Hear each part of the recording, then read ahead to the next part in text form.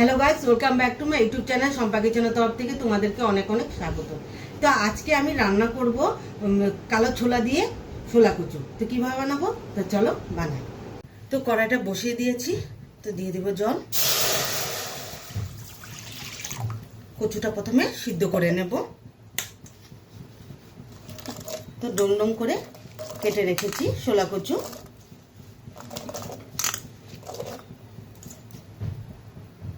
তো দিয়ে দিব চানা, মানে কালা ছোলা, একসাথেই সিদ্ধ করে নিই। তো কচুটা সিদ্ধ হতে হতে তো আমি মশলাটা পেস্ট করে নিই। তো দিয়ে দিব এখানে কাঁচা লঙ্কা, দিয়ে দিব আদা আর টমেটো দিয়ে পেস্ট করে নেব। তো আর দিয়ে দিব কয়েকটা এলাচ। তো কচুটা আমার সিদ্ধ হয়ে গেছে, নামিয়ে নিই।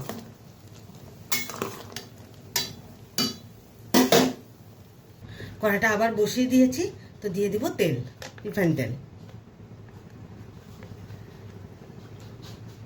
তো তেলটা গরম হয়ে গেছে, তো দিয়ে দিব তেজপাতা, দুটো এলাচ আর 5 ফোড়ন।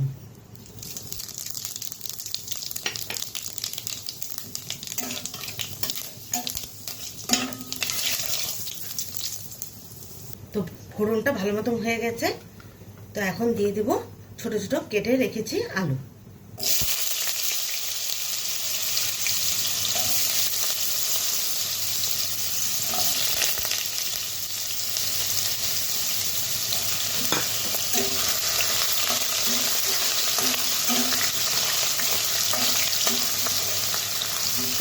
লাল লাল করে ভেজে নেব।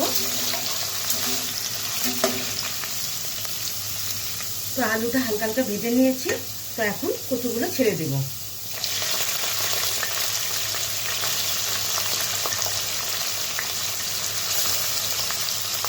তো সব কচুগুলো দিয়ে দিলাম, ভালোভাবে নেড়ে চেড়ে দিলাম।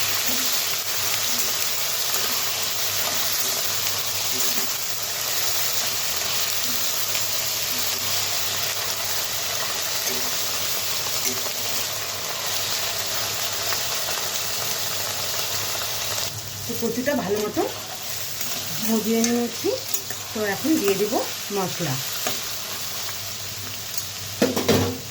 তো পেস্ট করে রেখেছি, মশলাটা দিয়ে দেব।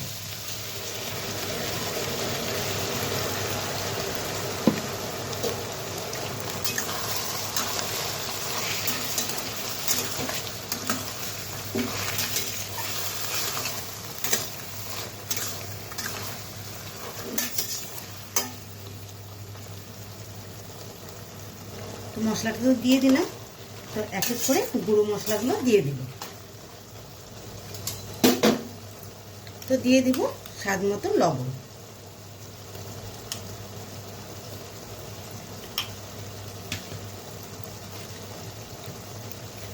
সামান্য চিনি,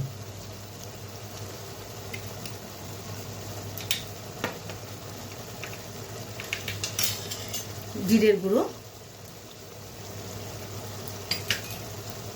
ধনের গুঁড়ো,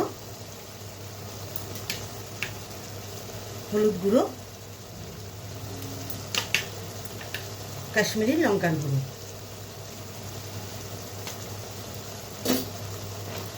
ভালো মতো এখন মিশিয়ে নেব।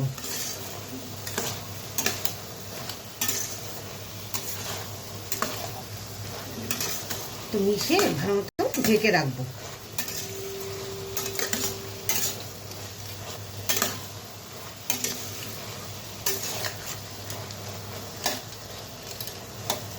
তাহলে ঢেকে রাখি। তো ঢাকনাটা উঠিয়ে দিই। তো মশলাটা কষিয়ে গেছে,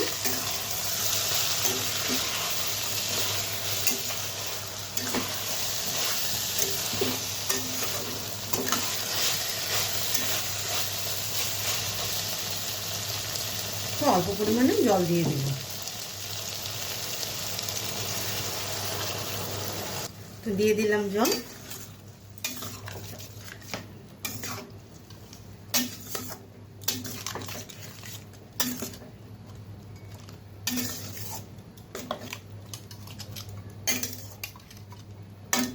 আবারও ঢেকে রাখবো।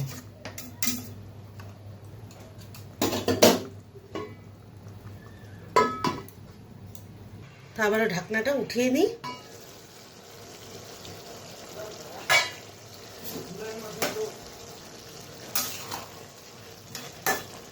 তো আমার রান্নাটা কমপ্লিট হয়ে গেছে, এখন ঘি দিয়ে নামিয়ে নিব। তো অল্প পরিমাণে ঘি দিয়ে দিব।